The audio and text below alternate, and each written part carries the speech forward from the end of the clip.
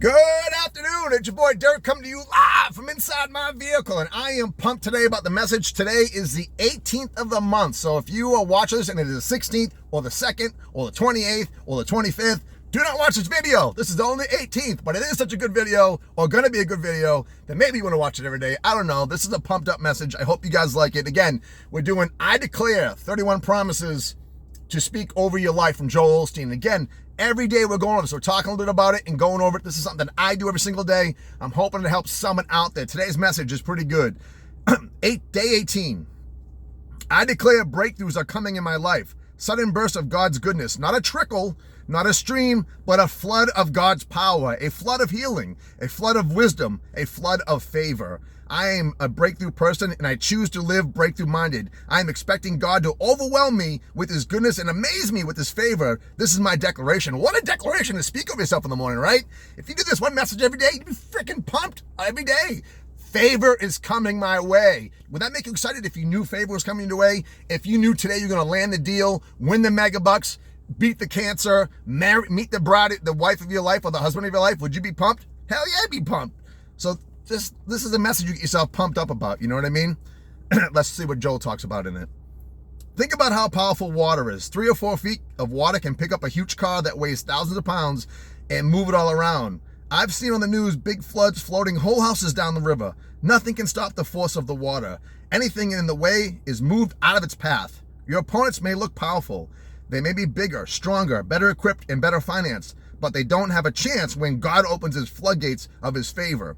You need to be ready, not for a trickle, not for a stream, not for a river.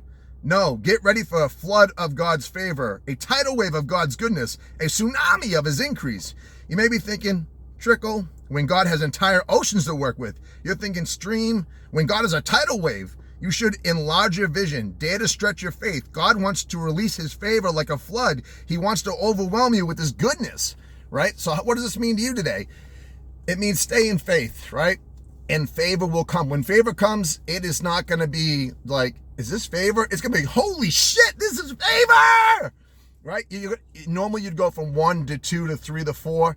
And when favor behind you, you're going to go from 1 to 2 to 63 to 89 to 116. It's like that. It's just an accumulation. How do you get to it? Stay good in God's graces, right? So be good. Obviously, the golden rules, like try to be good to people as they are to you. Try to have your heart turned towards God. And I'm not saying that like you have to be a priest. I'm not saying that. Obviously, everyone does what they do.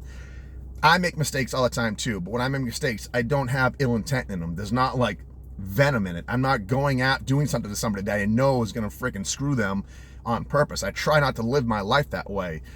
A lot of times I've had deals where another agent was involved and I could have fought for it, but I just stepped out and was like, okay, that's fine. Like if this is your client, like I had an open house and a lady came and goes, I want to write an offer. Okay, we wrote up the offer and got it going. I would have double ended that deal.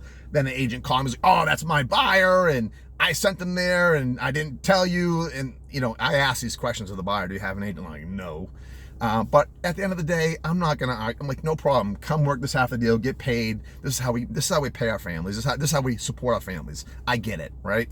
So at the end of the day, I don't want to work from a point of scarcity. I want to work from a point of abundance. God's favor is coming. It's tough to do that when you don't have much, right? The people that sit on the white horses who are millionaires, like, dude, you got to think open-minded and you got to have this and you should be doing this. And like, dude, you're not living the life I'm living, right? You don't know my bills, my issues, where I am financially. So yeah, I get you sitting on a pile of money and you can cast down, you're like, this is what you should be doing. But the reality is, when you're working from a point of scarcity, anyone can be happy when there's extra for everybody. Anyone can be faithful in that situation. It's harder to be faithful when you don't have much. That's when the true test comes in. That's when you're molded into the person you're going to be. That's when you go through the test to try to get better. So try to keep favor in mind, that it could be coming as long as you stay faithful and do the right things with all aspects of your life. Now, I know things happen, and please don't sit here and, I'm not saying I am Jesus's incarnation. I freaking do dumb shit all the time. But again, there's no ill intent with what I do. I make mistakes like everybody else makes mistakes. I'm human, right? And if I make a mistake, I make up for that, or I admit it quickly. At least I try to. If I don't try to defend myself, go, no, this is your fault, not mine. I still have that too, so I'm dealing with that. But I hope you guys like these messages. I'm going to put tomorrow's message up here, yesterday's message down below, and you guys hit the subscribe button. Leave any comments you guys have, questions. I'll answer them. You know I'm pretty good, and I'll see you tomorrow.